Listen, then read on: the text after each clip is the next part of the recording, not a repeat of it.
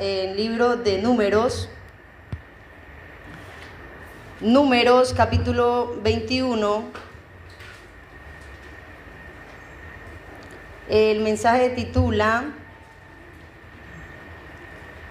La serpiente de bronce y la cruz.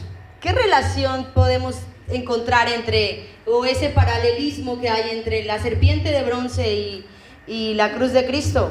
Bueno, vamos a Números 21, entre estos dos pasajes bíblicos. 21, desde el verso 4. Me permito leerlo para todos, bajo la autoridad del Padre, el Hijo y el Espíritu Santo. Dice la serpiente de bronce. Después partieron del monte de Or, camino del Mar Rojo, para rodear la tierra de Edom. Y se desanimó el pueblo por el camino. Y habló el pueblo contra Dios y contra Moisés: ¿por qué nos hiciste subir de Egipto para que muramos en este desierto? Pues no hay pan ni agua y nuestra alma tiene fastidio de este pan tan liviano. Jehová envió entre el pueblo serpientes ardientes que mordían al pueblo, y murió mucho pueblo de Israel. Entonces el pueblo vino a Moisés y dijo: hemos pecado por haber hablado contra Jehová y contra ti. Ruega a Jehová para que quite de nosotros estas serpientes. Y Moisés oró por el pueblo. Y Jehová dijo a Moisés: hazte una serpiente ardiente y ponla sobre un asta, y cualquiera que fuere mordido y mirare a ella vivirá. Y Moisés hizo una serpiente de bronce y la puso sobre un asta. Y cuando alguna serpiente mordía a alguno, miraba la serpiente de bronce y vivía. Amén. Que Dios añada bendición a través de su palabra. En este pasaje podemos empezar a ver ciertas cosas que estaban aconteciendo con el pueblo. El pueblo debía pasar por un territorio para llegar a la tierra prometida. Ya estaban cerca de la tierra prometida, ¿verdad? Pero tenían que pasar por un territorio, el cual era Edom. Si nosotros miramos la genealogía de dónde viene Edom, nos damos cuenta que viene también de Esaú. ¿Se acuerdan de Esaú? El que vendió su primogenitura por un plato de lentejas, el que casi mata a su hermano, ¿sí? El menosprecio que tiene para con las cosas de Dios, Esaú. Bueno, resulta que Edom es el mismo Esaú, o sus descendientes. Entonces Edom se puso, armó a todo su pueblo y dijo: no le permito el paso, y no hay paso para ustedes.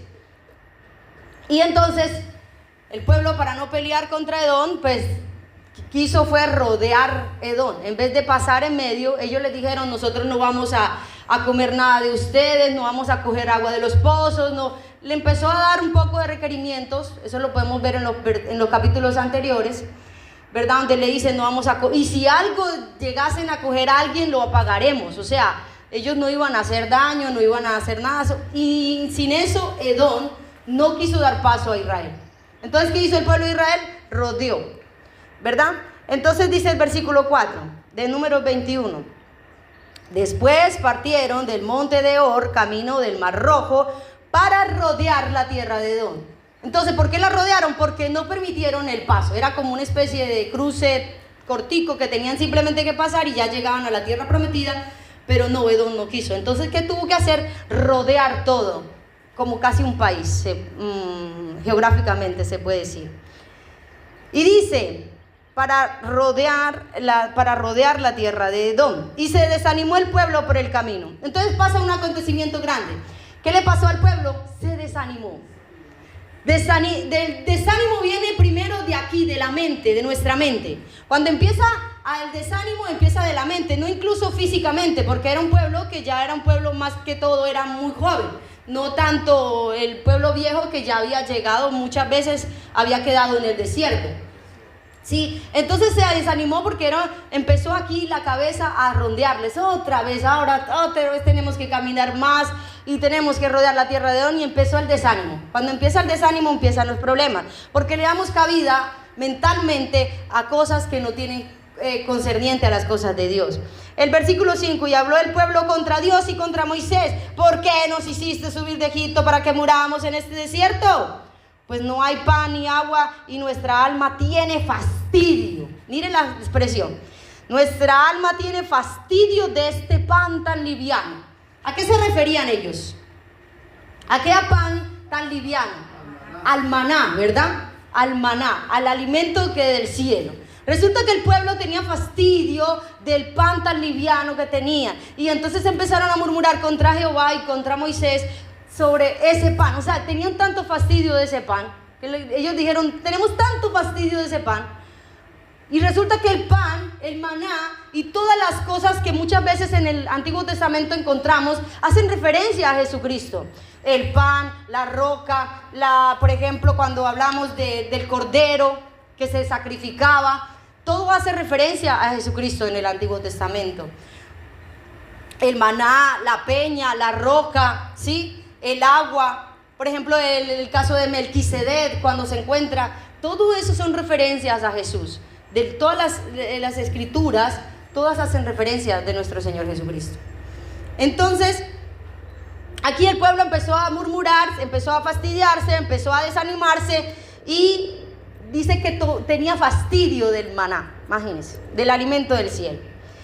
Y dice el versículo 6, y Jehová envió entre el pueblo serpientes ardientes. Dice serpientes ardientes, o sea, eran serpientes que eran demasiado venenosas, que cuando mordía no solamente te mordía, sino que tenías un dolor inmenso que era como un fuego. Por eso se dice ardiente, porque era como una especie de fuego, o sea, te quemaba, empezaba a quemarte la sangre y subía y mataba inmediatamente al pueblo.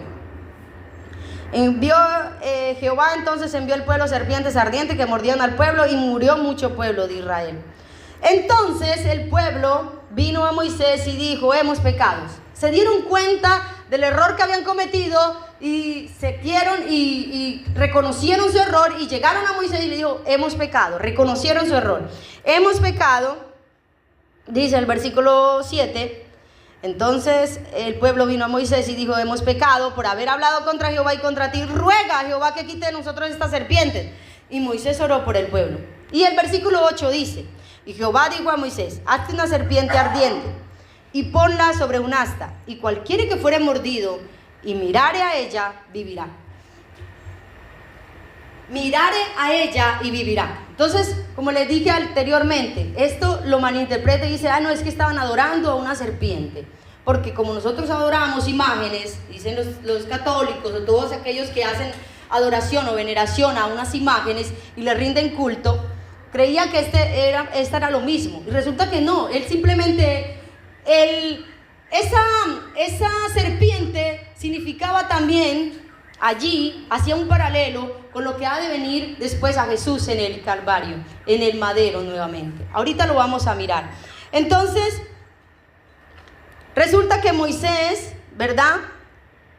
En el versículo 9, y Moisés hizo una serpiente de bronce. Ahora, miremos el bronce.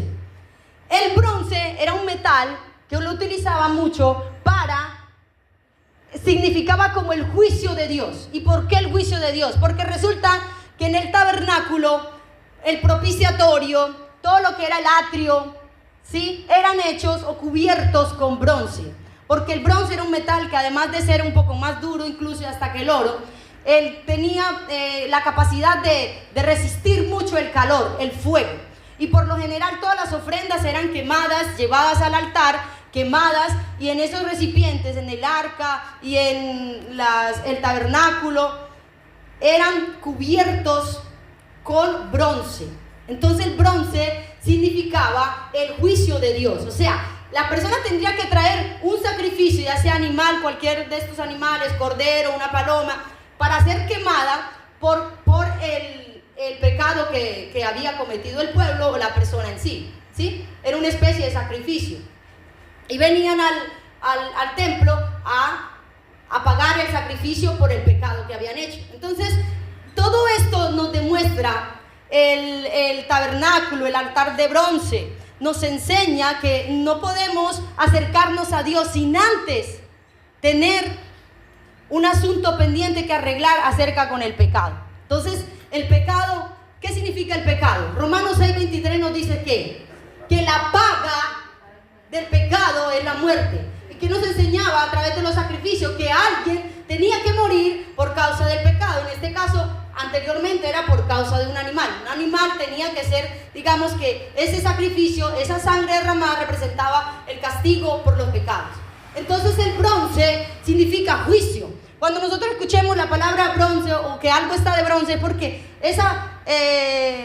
eso significa juicio de Dios, ¿sí? Entonces por eso dice que hizo una serpiente de bronce. En versículo 9 de Números 21, hizo una serpiente de bronce y la puso sobre un asta. ¿Un asta qué es? Una especie de madera, ¿sí? Como una estaca, exactamente, ¿sí? Y la puso sobre un asta, y cuando alguna serpiente mordía a alguno, miraba a la serpiente de bronce y vivía. Había una fe que cuando Moisés hizo esa serpiente, cuando alguno de ustedes lo mordiesen las serpientes, porque las serpientes estaban regadas por todo el pueblo de Israel, por eso fue que murió mucho pueblo. Cuando ya Moisés hace la serpiente de bronce, que indica juicio, y la pone en el asta alta para que todo el mundo que mirare cuando fuese mordido por las serpientes ardientes viviera, ¿sí? Entonces, ¿cómo es que hacemos este paralelo entre esta serpiente y Jesucristo? Porque Él mismo nos los explica. Busquemos en el libro de Juan, en el Evangelio según San Juan, capítulo 3. Aquí, en el capítulo 3, hay una conversación que Jesucristo tiene con Nicodemo. En el capítulo 3 del libro de San Juan, podemos ver que Él tiene una conversación con Nicodemo, ¿cierto? Y ya sabemos la conversación, que ellos dicen que como pues le pregunta a Nicodemo, cómo pues uno va a ser viejo y volver a nacer, ¿cierto? Porque él creía que por ser él israelita, él iba a ser salvo y no tenía que volver a nacer. Pero si ya soy israelita, ¿cómo voy a volver a nacer nuevamente si ya soy israelita? Y resulta que Jesús le dice, no, si tú no naces del Espíritu, de agua y el Espíritu, tú no puedes obtener la salvación. Y dice el versículo 14, busquémoslos. Esto le dice Jesús a Nicodemo, en el versículo 14 del mismo capítulo 3. Y como Moisés levantó la serpiente en el desierto, así es necesario que el Hijo del Hombre sea levantado, para que todo aquel que en él crea no se pierda, mas tenga vida eterna. Entonces ese pasaje de Números 21 nos da un paralelo entre lo que era la serpiente de bronce que fue levantada en un asta para que todo aquel que la mirase, óigalo bien, la mirase, no para que le rindieran culto, no para que la adoraran, porque es una distinción diferente. Cuando nosotros buscamos en Éxodo capítulo 20, ¿verdad? Y nos habla acerca de que no debemos adorar dioses, no debemos hacernos imágenes, no debemos hacernos ese tipo de cosas para adorarlas, para venerarlas, ningún tipo de imagen. Pero si nos podemos dar cuenta y analizamos todo el Antiguo Testamento, por ejemplo, todo lo que es el atrio, el altar, el Señor mandó a hacer querubines, mandó a hacer ángeles, mandó a hacer muchas cosas, ¿cierto? Como símbolos, pero no se le rendían culto a esos símbolos. Es una diferencia muy grande.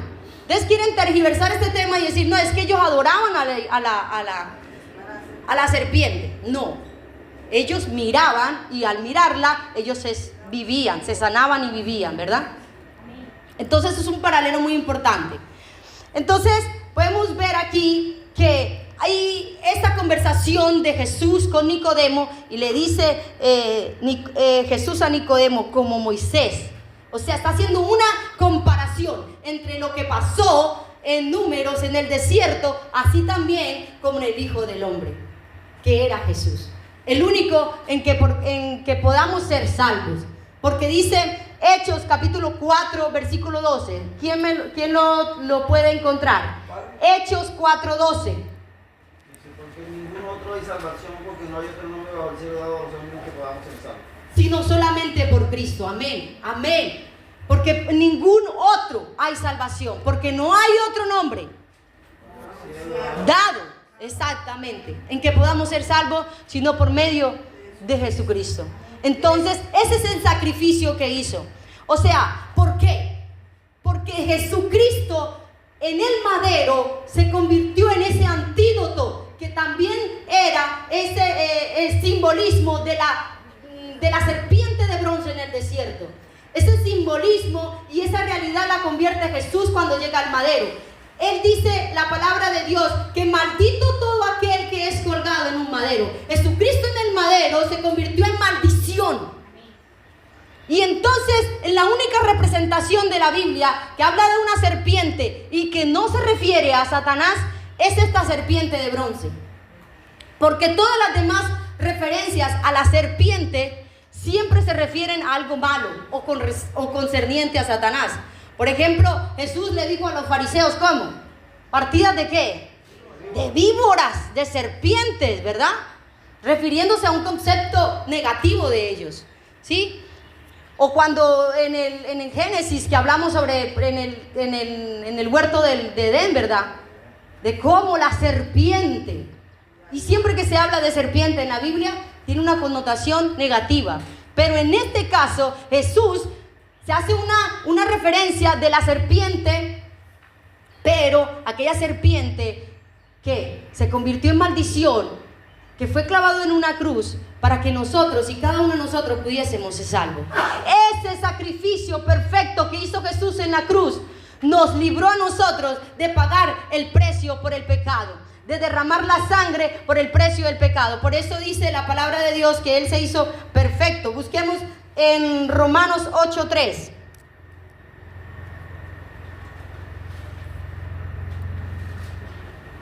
Porque lo que era imposible para la ley, por cuanto era débil por la carne, Dios, enviando a su Hijo en semejanza de carne de pecado y a causa del pecado, condenó al pecado en la carne. Exactamente. Entonces por eso Dios mandó a su Hijo, ¿en forma de qué? De hombre, de carne, para que pudiendo Él, por medio de la carne, sin dejar de ser Dios, ofreciese un sacrificio santo y perfecto para que nosotros pudiésemos obtener la salvación. Amén. Porque enviando a su Hijo en semejanza de carne de pecado. Ahora pregunto, ¿Jesús era pecador? No, pero Él en la cruz, cuando Él dice la expresión, Padre, ¿por qué me has abandonado? ¿Y por qué dice eso ahí? Porque Él en la cruz cargó todo el peso del pecado nuestro, de nosotros, ahí en esa cruz. En ese momento Dios, Él dice, ¿por qué me has desamparado? Porque hubo una separación, porque Dios no tiene relación con el pecado. Y por eso Él expresa esa frase cuando dice, Padre, ¿por qué me has abandonado? ¿Por qué? Porque Jesús ahí tenía todo el pecado de nosotros. Nuestros pecados pasados, nuestros pecados futuros, el pecado de toda la humanidad en Él. Y por eso se dice que Él se siente desamparado. ¿Por qué? Porque Él lleva el pecado, se hizo maldición por el pecado, para que nosotros pudiéramos ser libres, pudiésemos ser salvos de esa maldición del pecado. Él se hizo maldición por nosotros. Y por eso la palabra de Dios es tan hermosa. Hebreos 2:14. Busquemos ese otro pasaje también de referencia. Hebreos 2:14.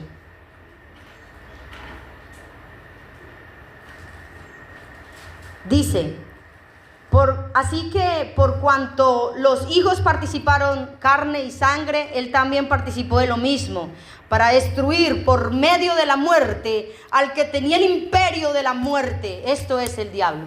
En la cruz Él destruyó el imperio de la muerte.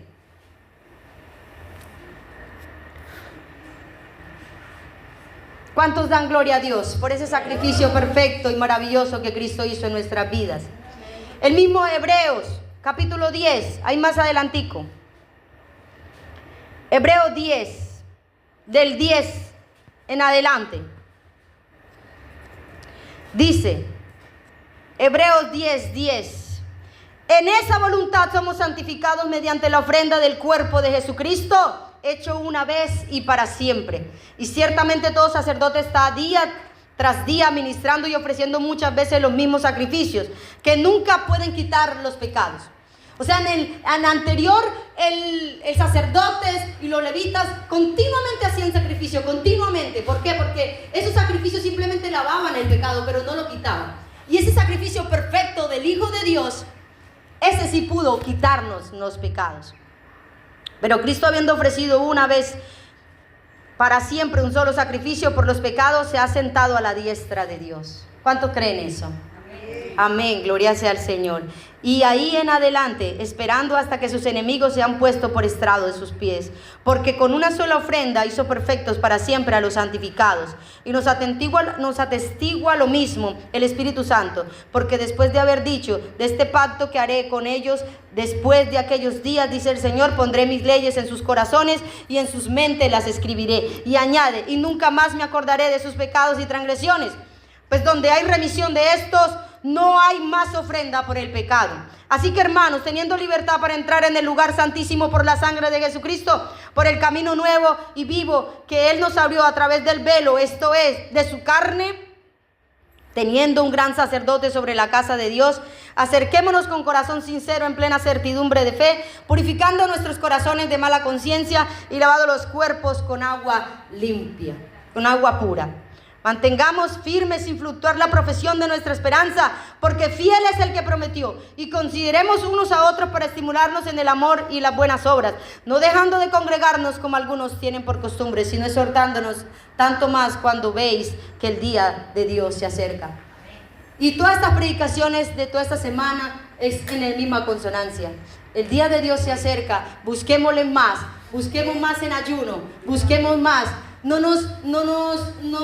No porque tenemos un poquito de aceite nos vamos a conformar con ese. Pidamos más al Señor. Una de las formas para poder analizar si somos carnales o espirituales, hay una fórmula muy importante.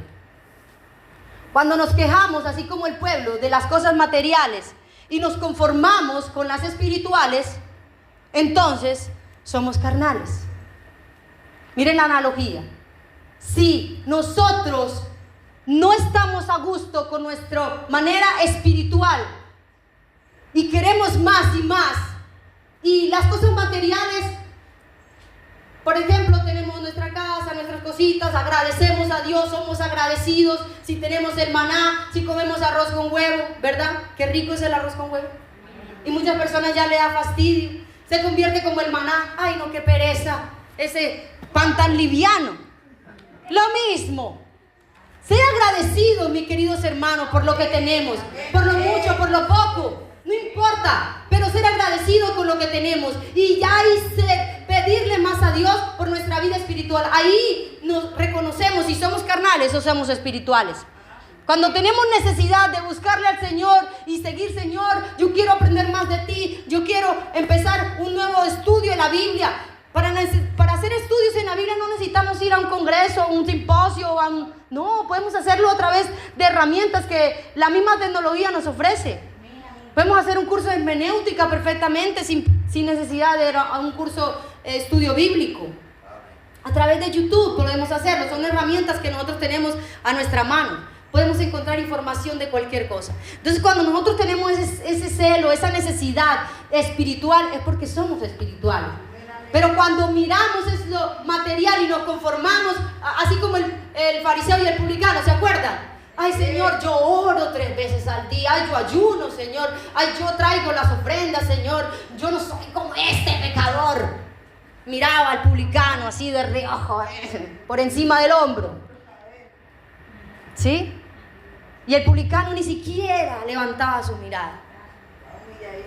Humillado, reconociendo su pecado. Diciendo, no soy digno, solo yo he pecado. Y ni siquiera levantaba la mirada al cielo, ¿verdad? Pero repasa, es que el hombre se llena de orgullo porque sabe algunas cositas. Nosotros, me incluyo yo también.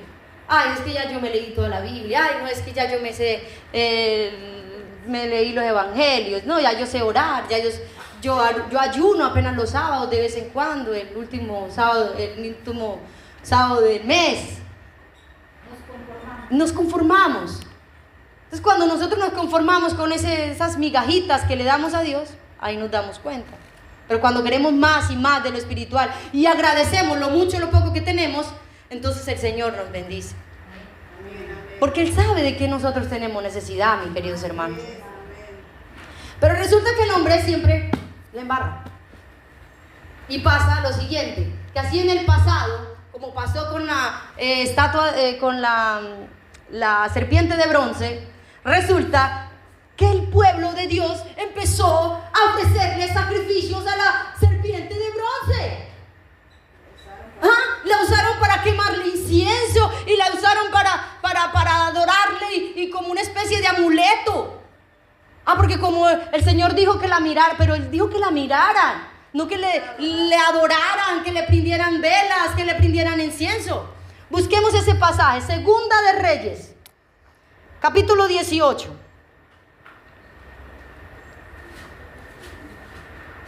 Segunda de Reyes, capítulo 18.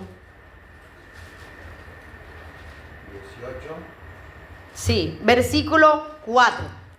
Aquí nos está contando acerca de Ezequías, un rey de Israel que hizo lo recto delante de los ojos del Señor, ¿sí?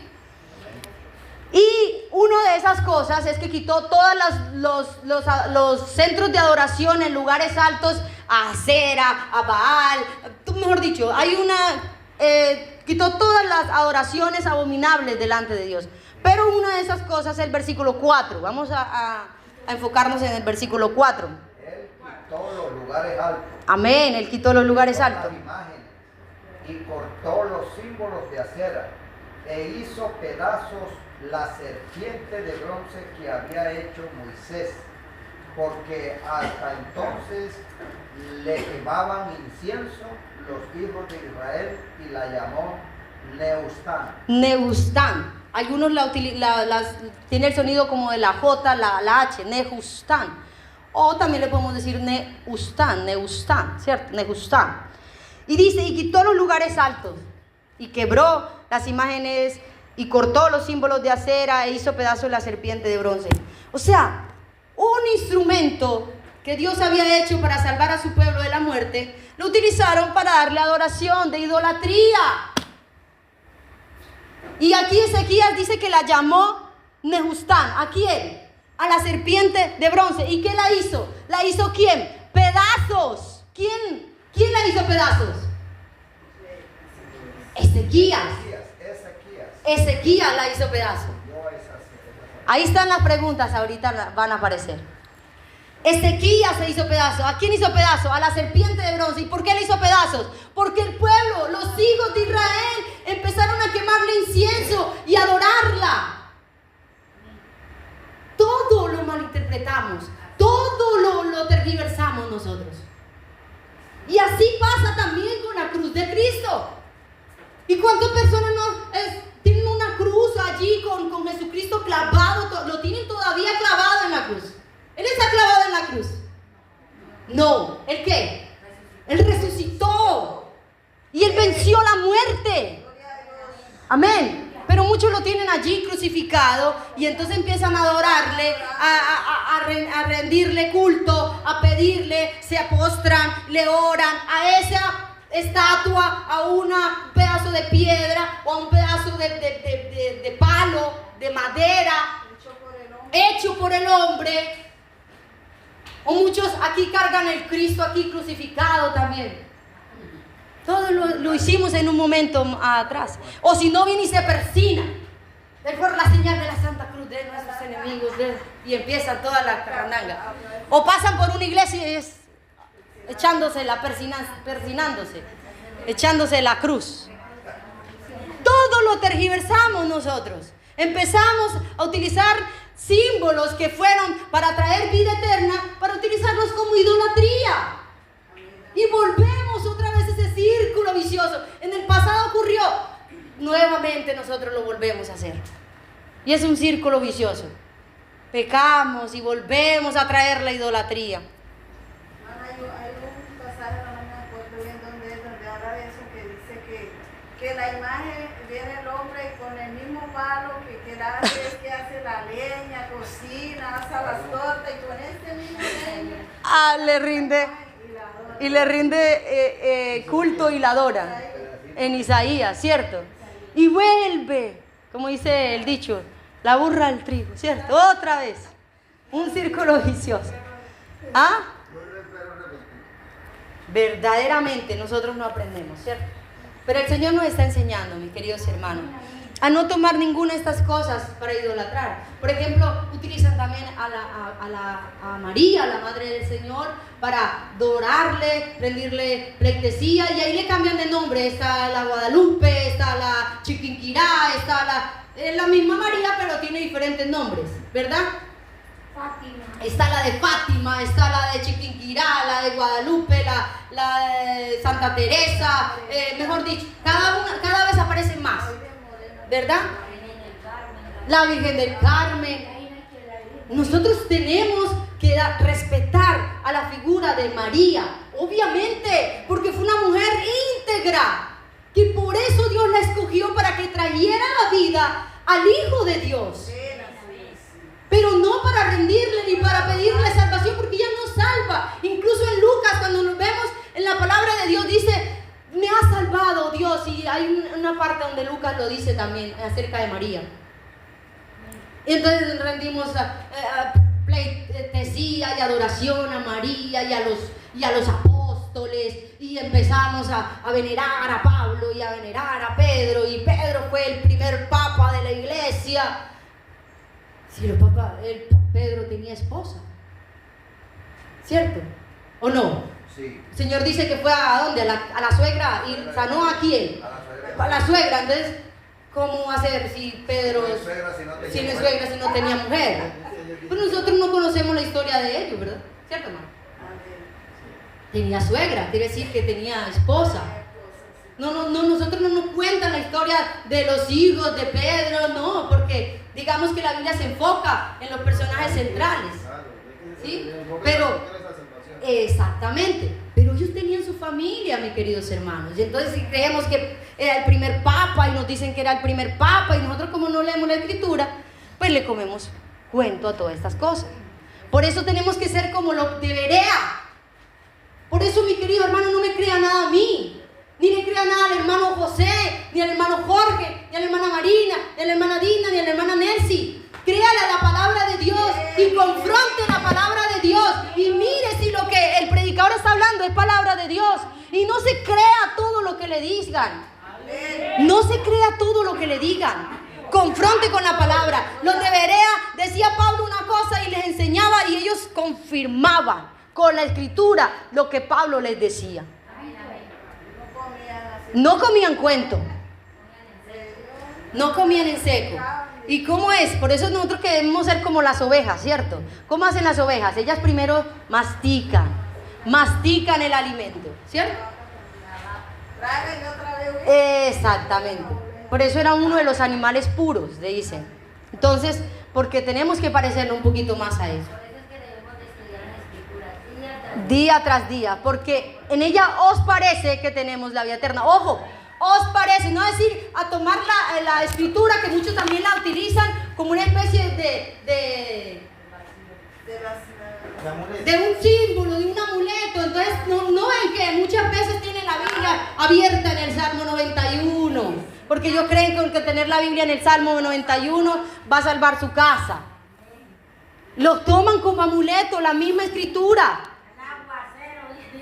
Sí, la abren, y que para que el Señor, y todo es así, lo convertimos todo en amuleto, todo en adoración, todo en idolatría. Y esto es lo que el Señor nos está pidiendo hoy, que seamos más como el pueblo de Dios, que busquemos su presencia, que busquemos su amor, que anhelemos entrar en su presencia, que no seamos un poco menos carnales. Porque el que hizo la obra, dice la palabra de Dios, Él la perfeccionará. Amén. ¿Cuántos lo creen?